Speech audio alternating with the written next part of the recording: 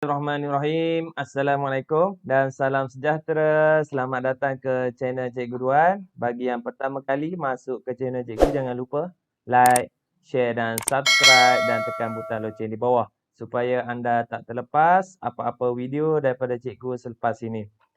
So, untuk video kali ini, Cikgu ingin kongsikan bab 3 Sains Tingkatan 4 KSSM, iaitu tajuk baru KSSM, teknik mengukur parameter kesihatan badan.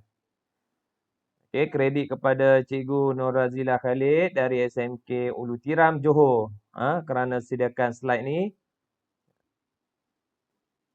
Kita pergi kepada subtopik yang pertama, 3.1 suhu badan.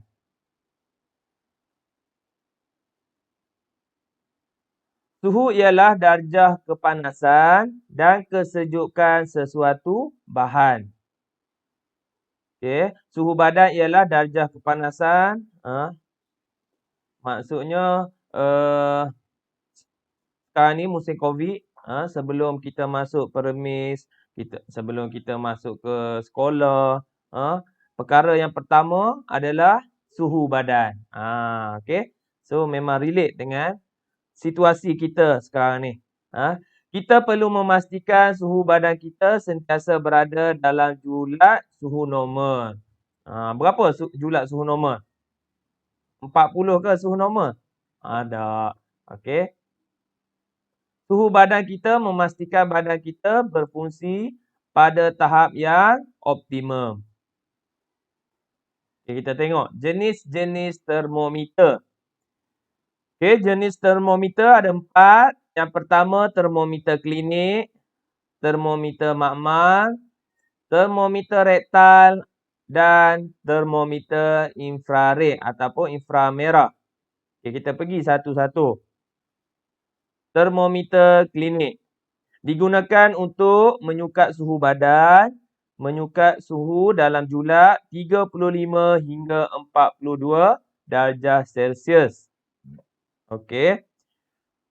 Termometer makmal pula untuk menyukat suhu cecair. Yang ni yang ada kat makmal ni.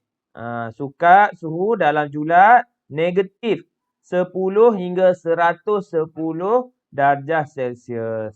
Maksudnya melebihi takat didih air 100, dia boleh lebih lagi sehingga 110. Tu kelebihan termometer makmal. Yang ketiga, termometer rektal ni diguna untuk sukat suhu badan melalui dubur. So biasanya yang ni digunakan untuk bayi yang baru lahir. Yang keempat, termometer inframerah digunakan untuk sukat suhu badan tanpa bersentuhan dengan badan. So yang inilah yang semua premis ataupun kedai sering selalu kita gunakan yang ni. Kita pergi satu persatu. Pastikan suhu termometer berada di bawah 35 darjah Celsius sebelum digunakan. Cara nak guna dia tengok dulu. Lepas kita on, kalau 37 kita perlu buat apa? Kibas dulu, maksudnya bagi dia turun dulu. Jika suhu melebihi 35, termometer tersebut adalah dikibaskan sehingga bacaan berada di bawah 35. Barulah boleh sukat suhu. Letakkan termometer tersebut di bawah ketiak ataupun di dalam mulut selama kira-kira 2 hingga 3 minit atau sehingga kedengaran bunyi beep jika anda menggunakan termometer klinik digital. So biasanya di klinik semua guna yang digital dah sekarang ni. Jarang dah klinik yang gunakan termometer yang baca sendiri ni. Manual. Keluarkan termometer tersebut dan rekodkan bacaan suhu. Tu cara nak guna termometer klinik. Pencerutan pada termometer klinik. Sebab apa ada pencerutan ni? Ni nampak condong ni.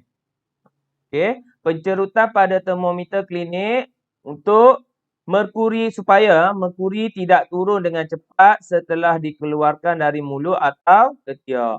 Hal ini adalah untuk memberikan sukatan yang lebih tepat pencerutan ini tiada pada termometer makmal. So yang ni apa fungsi dia? Dia tak mau merkuri cepat turun. Macam tu. Tak mau cepat turun maksudnya bila dah keluar pun dari mulut kita dapat baca lagi bacaan dia. So tetaplah suhu badan kita. Kalau tak ada yang ni, contoh termometer makmal tak ada yang ni. So kalau kita angkat daripada bika, kita tengok dia akan turun. Okay. So yang tu beza dia termometer klinik dengan termometer makmal. Okay. Yang kedua, kita pergi kepada termometer makmal. Tidak sesuai digunakan untuk sukat suhu badan kerana termometer makmal tiada ataupun tidak mempunyai bahagian pencerutan pada turus merkuri. Okay, termometer klinik ada pencerutan. Yang makmal punya tak ada. Sebab itulah tak sesuai. Boleh juga guna tapi kalau kita guna tak tepat lah. Okay. Apabila termometer dikeluarkan daripada badan sama ada mulut ataupun ketiak, bacaan suhu akan turun dengan cepat. Hal ini menyebabkan bacaan suhu badan yang diambil tidak tepat. Yang ni kita tak mau. Okay. Padahal dia demam. Bila kita guna termometer makmal, dia jadi tak demam. Kita tak mau. Kita nak yang tepat. Jika menggunakan termometer makmal untuk sukat suhu badan, bacaan suhu perlu diambil ketika termometer masih di dalam mulut atau di bawah ketiak untuk memastikan bacaan yang lebih tepat. Okay. Jangan keluarkan daripada mulut baru baca. Tak mau. Daripada mulut lagi kita dah baca dah. Yang ketiga, termometer rektal ataupun dubur. Termometer rektal biasanya digunakan pada bayi yang kurang daripada 3 bulan. Bersihkan, ni cara dia nak guna. Bersihkan muncung termometer menggunakan alkohol. Ni, muncung dia ni. Basuh lap dulu guna alkohol. Lepas tu, sapukan jeli petroleum pada muncung termometer untuk memudahkan termometer dimasukkan ke dalam dubur bayi. Okey, sapu yang jeli punya tu. Sapu kat muncung dia. Supaya senang nak masuk dalam dubur. Lepas tu angkat kaki bayi. Masukkan termometer ke dalam bayi kira-kira 1.5 hingga 2.5 cm. So angkat kaki bayi. Lepas tu baru masuk dalam dubur. Tak mau dalam sangat. Dia bagi anggaran 1.5 hingga 2.5. Biarkan termometer sehingga kedengaran bunyi beep. Okay. So yang ni biasanya guna digital lah. Rekodkan bacaan suhu. So itu dia. Last sekali, termometer inframerah. Yang ni yang selalu kita guna. Termometer inframerah boleh digunakan tanpa bersentuhan dengan individu. Arahkan, okey, cara nak guna dia. Arahkan termometer pada jarak kira-kira 5 cm pada individu tersebut. Jangan hala ke arah mata secara direct ataupun tak langsung. Ni. Tembak dekat dahi ni lebih kurang 5 cm dia kata. Rekodkan bacaan suhu. Ni yang selalu kita guna dah. Pembacaan suhu menggunakan termometer ini adalah sangat cepat. Yang ni kita nak. Sangat cepat.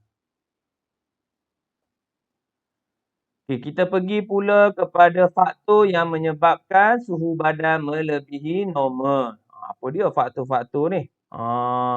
Okay, kalau kita tengok kat sini.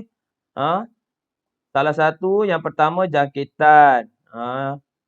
Ni jangkitan. Yang kedua terdedah kepada keadaan panas melampau. Dan yang ketiga senaman. Boleh menyebabkan suhu badan kita melebihi normal. Lebih daripada 37 darjah Celsius. Okay, kita pergi satu persatu. Okay, jangkitan. So kalau jangkitan ni, ni. Ni apa dia? Bakteria, virus. Okay. So bila virus ataupun bakteria masuk ke dalam badan, so dia mengganggu sistem keimunan kita dan menyebabkan badan kita tak normal lah. Suhu badan kita tak normal jadi demam. So yang ni. Penyebab dia jangkitan bakteria ataupun virus. Yang kedua, terdedah kepada keadaan panas melampau pun boleh jadi yang ni. Okey. So mungkin sekarang ni musim COVID, tak boleh keluar. So tiba-tiba tengah hari dia pergi kayuh basikal. Contoh, tak boleh. Sebab apa? Mungkin keadaan panas yang melampau tu akan menyebabkan badan kita tiba-tiba suhu badan kita akan naik. Demam dan sebagainya. Tu. Senaman, senaman pun tak boleh berlebihan. Sebab kalau kita senaman yang berlebihan, badan kita tak ada nak kontrol. Tak ada nak recover balik suhu badan yang normal. Tu menyebabkan suhu badan kita melebihi normal. So boleh demam. Wallahualam. So setakat itu saja perkongsian cikgu untuk kali ini. Kalau anda suka video cikgu, jangan lupa like, share dan subscribe dan tekan butang loceng di bawah. Sehingga berjumpa lagi dengan tajuk seterusnya 3.2 kadar denyutan nadi. Wallahualam. Assalamualaikum.